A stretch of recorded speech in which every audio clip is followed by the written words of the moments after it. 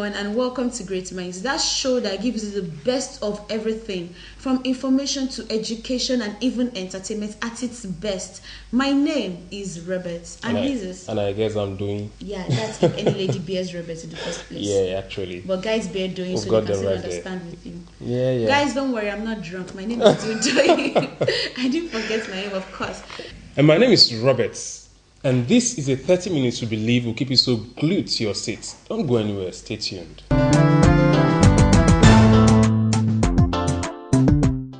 Thanks for being on GreatMindz today, guys. As usual, today's topic is one topic that affects our society as a whole. Not just our society, even everywhere in the world. It's about women, actually. We're talking female genital mutilation.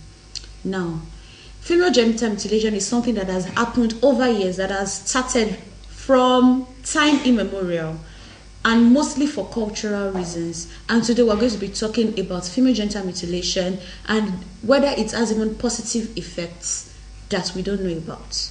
Okay, so Robert. Yeah. We're talking female genital mutilation. Of course. This is something that I'm really excited today that we're talking about it, because don't let me say I'm passionate about things related to women, which I am, but it's just something that I believe many people don't know things about, and they're just doing it for cultural, traditional reasons. You know, I really got that very point when you said for culture, not for health reasons. Yeah. Because I know there are lots of implications attached to it, to doing that. Definitely. Because for Christ's sake, the procedure of doing something like this is even it's irritating if I use the word. It is, actually. Because they don't use it, they use unsterilized instruments. Yeah, to do before we like even that, get to all of that, even the WHO, the World Health Organization, they actually define female genital mutilation as any process that comprises all forms of removing any parts of, whether total or partial, removing any part of the female genitalia. Yeah. Do you understand? For non-medical purposes. You understand? Which means the fact that they do it is non-medical. It's not medical at all. Yeah, many people do it for cultural or traditional reasons. And I think the parts of the world where this is, well, I say, majorly practiced, I think some parts of Africa and let me just say, not just some parts. Let me just say Africa and let's say the Middle East as well are really involved in doing things like that. I heard, they said about 28 countries in Africa practice female genital mutilation, and because of our population in Nigeria actually has the highest case of female genital mutilation. Wow. Yeah, because like Nigeria takes about a quarter of. Okay, like all over the world, we have about 130 circumcised women, 130 million circumcised women. Yeah. And out of that, Nigeria has a quarter of it. So that is why we are, because of our population, you understand? Yeah. And many regions practice it in Nigeria. Our culture is beautiful, our culture is wonderful. In fact, we should always preserve our culture. But it's just that now, they use reasons that, okay, they don't want the children to be promiscuous. They don't want the female children to be promiscuous. So they try to give them reasons as such. Yeah, so because of that, they do circumcision for them, or like we say, female genital mutilation. They do it for them because they want to release reasons of promiscuity. They want them to, like you said, remain virgins.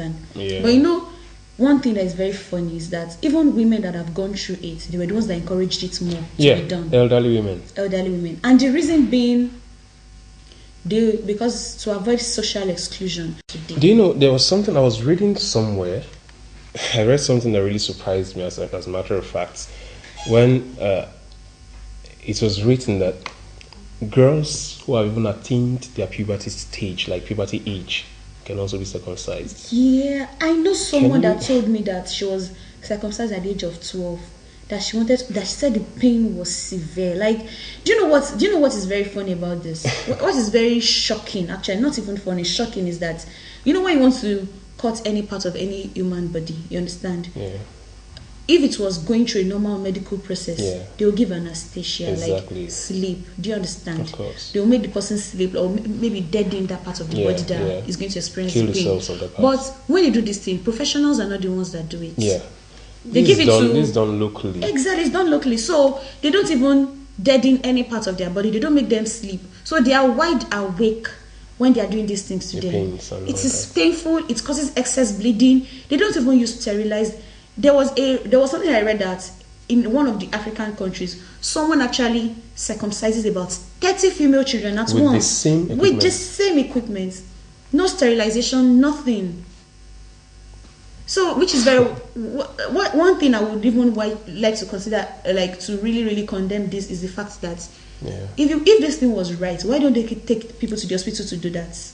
Because it's not even going to be supported. Exactly. That's why they say, oh, let's take them to the village, let's go and do it. Why can't a doctor do it? Well, it's because it's actually wrong. It's actually wrong. On the topic, we have a playlet. We'll be right back. Don't go anywhere.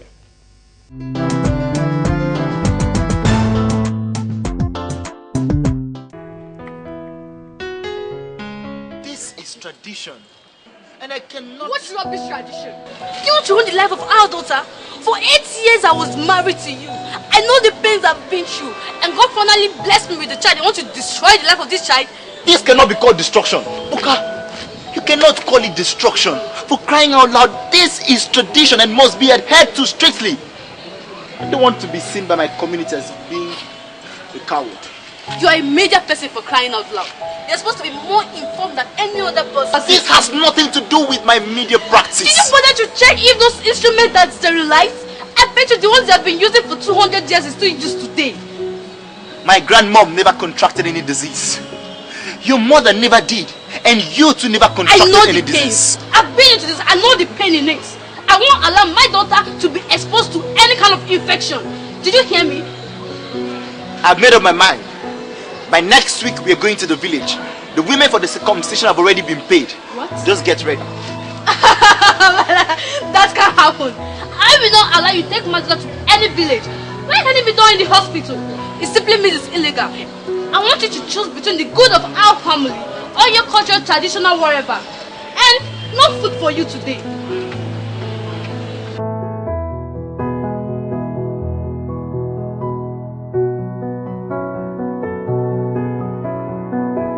So, doctor, tell us, what is your advice on this issue?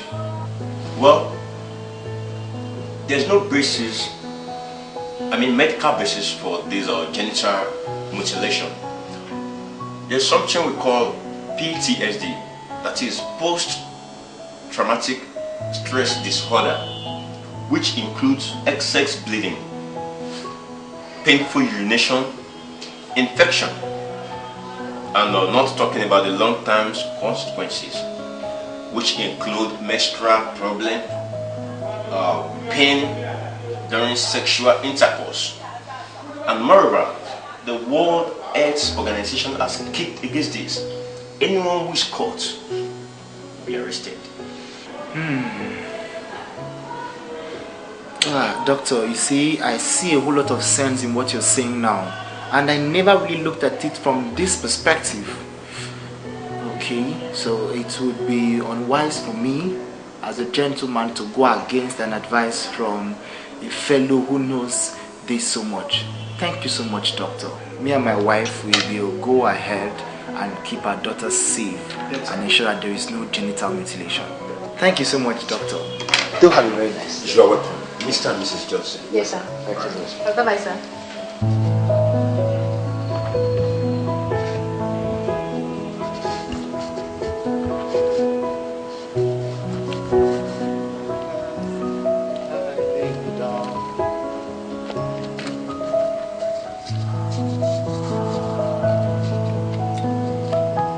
Hello?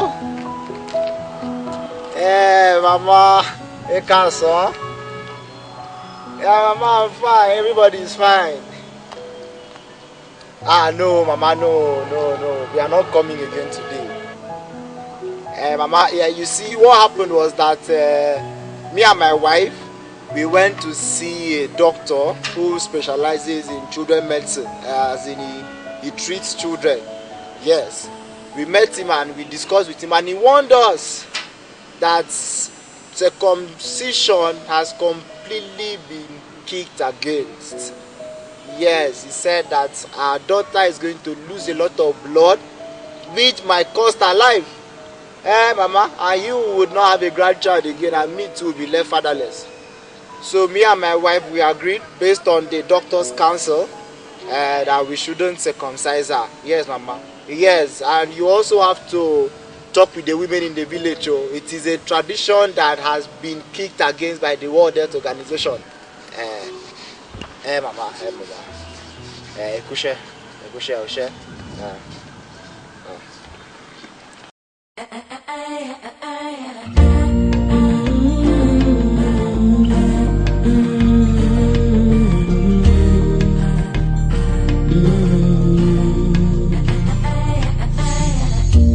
As you go through life, you'll see there is so much that we don't understand. Baby, say me no more. And Thank you so much for still being part of the program Great Minds and on the topic female genital mutilation. So before we went out for the drama, I'm sure we all saw the drama. That drama it's the nail on the head. Yeah, actually, it was quite educating. Yeah, that reminds me of a story that we know about of a woman.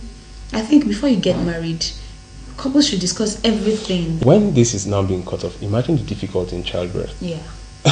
As in, one can even pass out, as a result of the pains. Yeah, one of the reasons for one of the causes, the major causes, like in the long term, is death. Yeah, and infertility, of course. I also heard of that. I think infections. It has related to VVF, to this vesical vaginal fistula, when kids can, like most times, happen to young people that are giving birth, that they can't actually give birth on their own because those parts have been cut together. You understand? Like there's just this kind of mix up. That thing is dangerous. It's very dangerous, and that is why it's not going to be advised health-wise. It's not going to be advised health-wise. Even the WHO, according to all these meetings that they have, actually WHO, UNFDP, UNICEF, any other organization that they've countered it. Like, well, come to think of it, what is the federal government doing about this very issue? Okay, there's just one thing I know is one of the conferences of the United Nations, of course, the WHO included, one of the conferences like that Nigeria was part of. Yeah. The plan was that they're also going to, Nigeria was part of the conference. Nigeria is, but at that meeting, that conference they held, Nigeria said they were going to cover it. They were going to, but till today, one thing I know is there's no law against it. Between November 25 and December 10, every year. Fight against violence against women, and the fight against this too that should be done. But after that, I don't think that any law is being seriously enforced to fight this. That's a serious one. Yeah, I think at this point it is time for us to know what people on the streets are saying about female genital mutilation.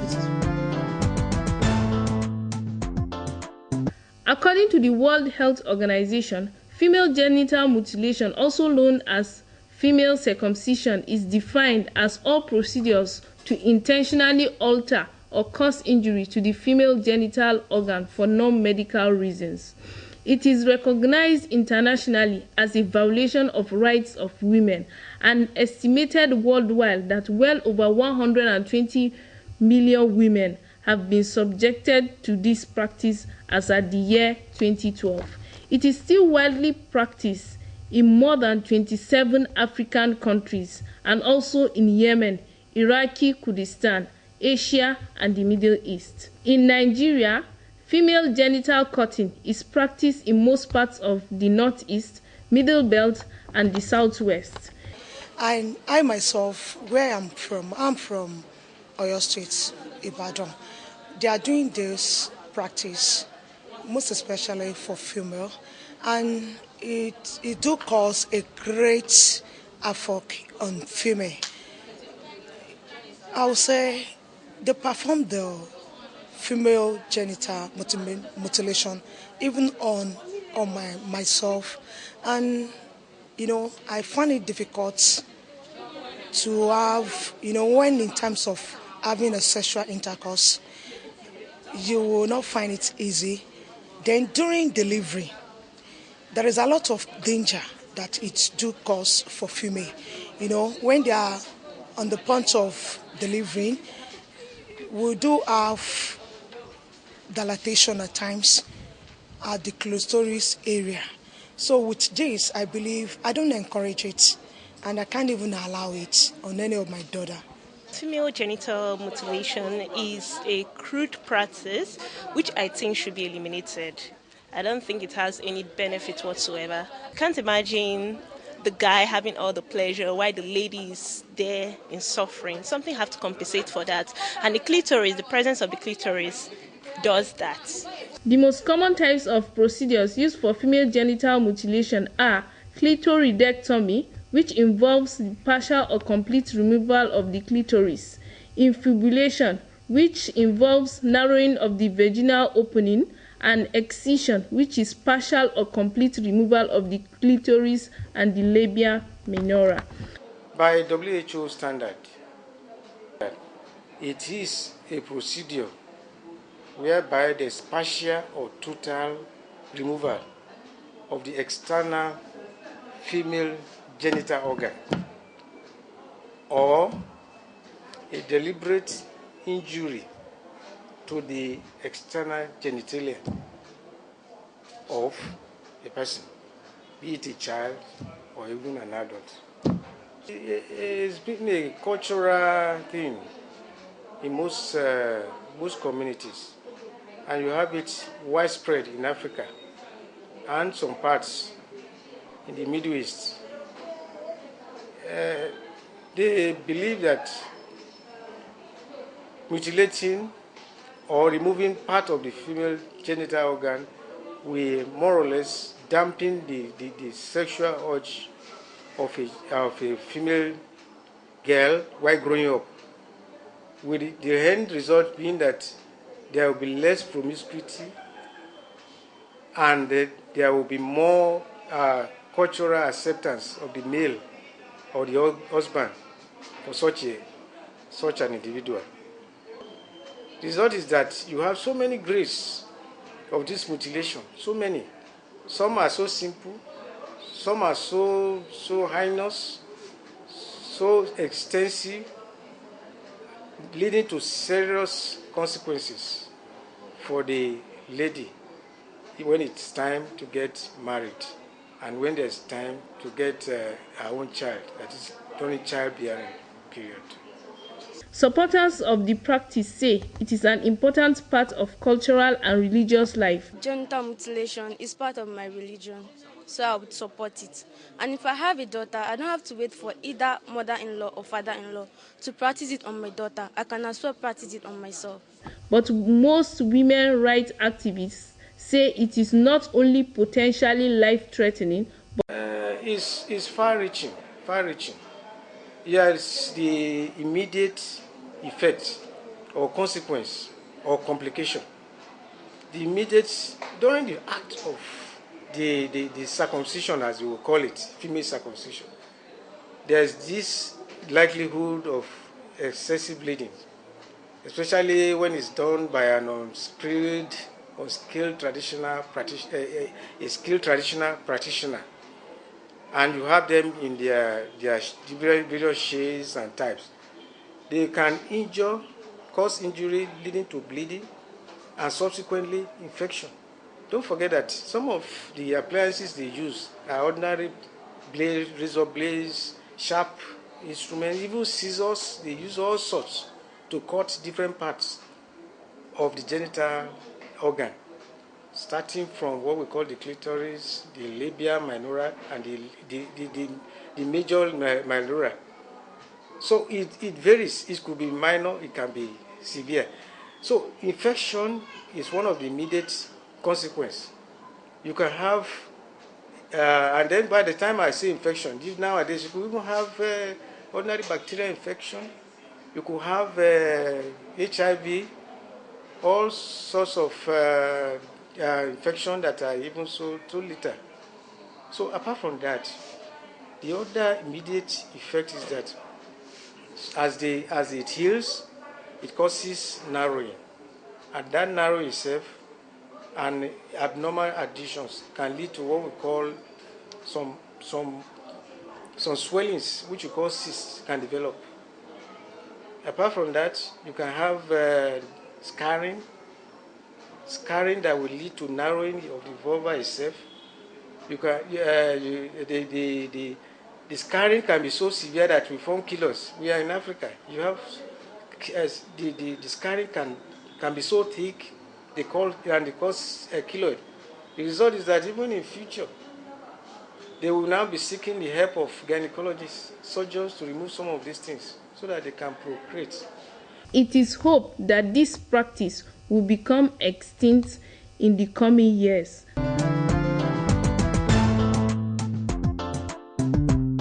you've heard a lot from people on the streets on this very topic. And I know a lot of you will have been, searching your hearts and all that, looking at yourselves, and people whom you know might have gone through this. Exactly. And, thinking of, as a matter of fact, trying to reconcile it within your hearts, within your minds and all that. I'm so glad that this platform has actually created an awareness of some sort yes. to curb this. But sometimes the process should be able to point people that you're exerting pain on people. God, yeah, that's true. It causes excess bleeding. It causes a lot of things, a lot of after effects. That I've actually once read before that a lot of women have this issue of saying no to their husbands, just like we saw in the drama. Yeah, just like we said, when this is being cut off, when this is being cut off, it kills the sexual urge in a woman. Yeah. And that, as a matter of fact, could cause lots of issues in marriage. Have you thought of that before? Of course. Lots of issues. That's one of the major problems in marriages. Yeah. And for that, women cannot get to the peak of any sexual intercourse they have. And I think the doctor did a lot of justice to that. Yeah, he did justice to it, as a matter of fact. He settled everything. Exactly. Settled of course, that needs to be settled. Yeah, please. So, guys, let's just follow the advice given us. Let's just take precautions. Thank you very much for staying tuned. For those of you who are just joining us, we've been discussing female genital mutilation, or female genital cutting, if you like. And just as you know, GreatMindz wouldn't always be there without an entertainment segment. Exactly. Let's go and see what Oyin has for us today. We'll be right back.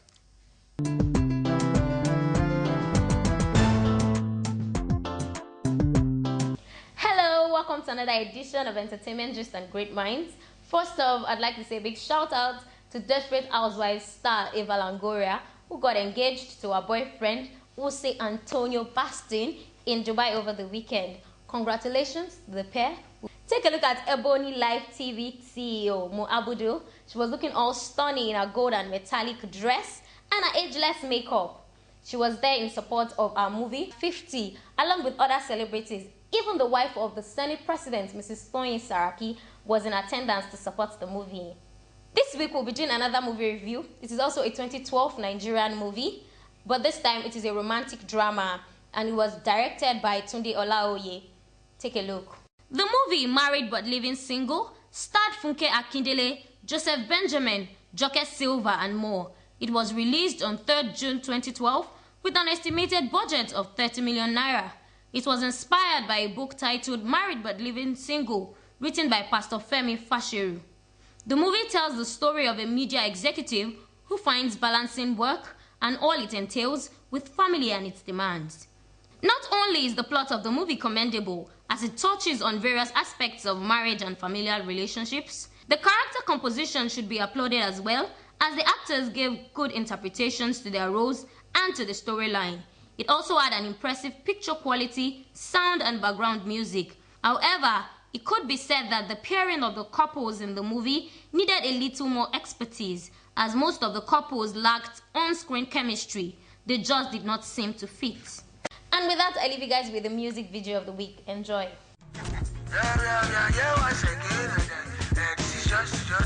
Make you just be yourself. Just be yourself. Be yourself.